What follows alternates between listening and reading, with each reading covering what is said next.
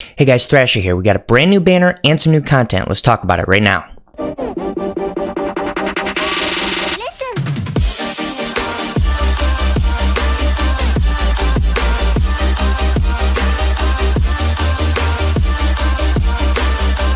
Okay, so if we go over to menu and then go to news, we can open up the news area and we'll scroll down and start with the brand new part of the story they've added, part 3, book 2. One of the things to note here is that book 2 actually does have a mission, which is almost the best experience in the game. The best experience is still part 1, book 5, chapter 6, but if you do part 3, book 2, chapter 8, that is very close to about the same amount of experience, and it gives you blue 5-star rising souls, blue 4-star super souls, and you can farm the 50 times gravity machine fuel. So it is worth it to probably do part 3, book 2, chapter 8 instead of 156 hard mode. So that's probably the new best option now. Other things to note here is the Masters Pack 1 summon is open indefinitely for the rest of the time. We all saw that coming. And then they've changed the daily rewards, so you no longer get a Masters Pack 1 ticket when you complete all your daily missions. You now get a Masters Pack 2 ticket, so that's a nice change. Let's go ahead and back out of here, and then we're going to go to the next one, which is the Scout Battle right here. Very standard. It's going to give you this yellow extreme first form Frieza right here. We're going to get EX 1, 2, 3, and 4. Make sure you have some Frieza who's at level 2000, so you can do all 4 of these with just that one Frieza and get your free 200 chrono crystals. That's really all you have to do here. Let's back out, and then we're going to go talk about the PvP. So make sure that you've gotten your PvP rewards for the new PvP season. As we scroll down here, we're going to see a couple things. First off, we're going to get first form Frieza from PvP Z1 Adventures. Let's scroll down through here, and then let's talk about this right here. Guag, I'm not really sure how you say that, but this is an amazing item, but it's only available to Extreme Frieza Force characters. Here's the thing, we already have one very powerful Extreme Frieza Force character in Dodoria. Pro tip, if you're having any trouble with Broly and you want to run a Frieza Force team, run your Final Form Frieza, who's yellow, run the green Extreme Dodoria, and your third character, you have a few options there.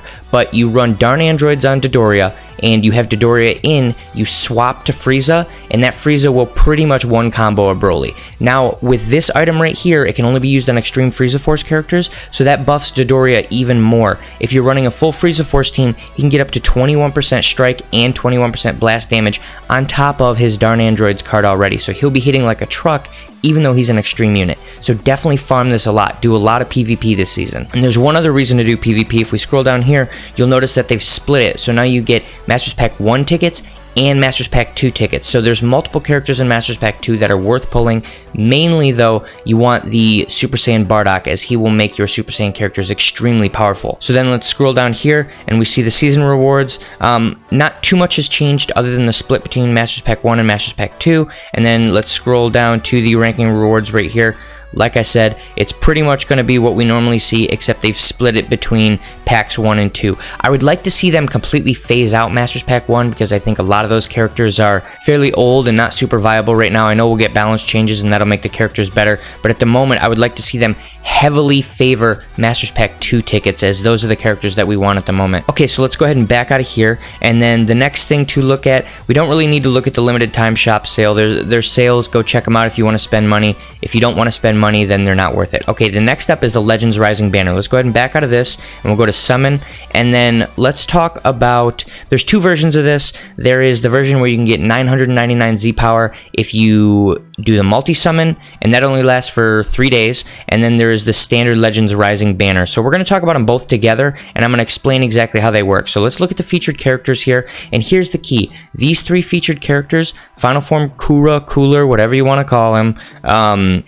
Zamasu, and then Boujack. These 3 characters get 999 Z power if you multi-summon and you pull one of them. What's nice about that is if you're trying to get that character to 5 stars, they're going to get to 5 stars in 3 pulls instead of 4. Or if you just pull this one character, they're going to immediately go to 3 stars instead of 2, and you're going to get that bonus to Z ability. So that is a nice bonus.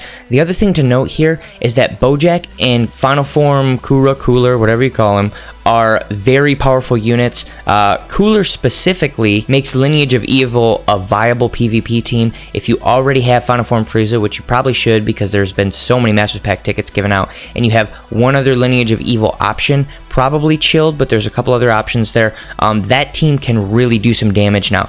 Boujack is an absolute monster when it comes to doing damage to Super Saiyans. He can have up to, in correct situations, up to 215% to his blast damage. So he's essentially doing 3 times normal damage, which is insane. He'll delete Broly, he'll delete any Super Saiyan. It really doesn't matter at that point. And then the last one to talk about, if we go back here, is Zamasu. He has a ton of tags, so if we show details here, we can see that he's got the God Key tag. That team finally has 3 viable characters. I wouldn't say they're filled out enough yet because Beerus is kind of trash. Future, that team is good to go. He is a good damage sponge. He makes Future and Regen viable again just because he's pretty much a true tank for those teams. So you've got 2 characters here that I would say are absolutely amazing in this guy and this guy, and then you've got a guy right here that can fill out 2 other teams. I don't know if I would say he's amazing, but he's a very good unit. So if you ask me, this is a 3-star Dragon Ball banner. If you want to spend 2,000 to 3,000 on the multi-summons for this specific banner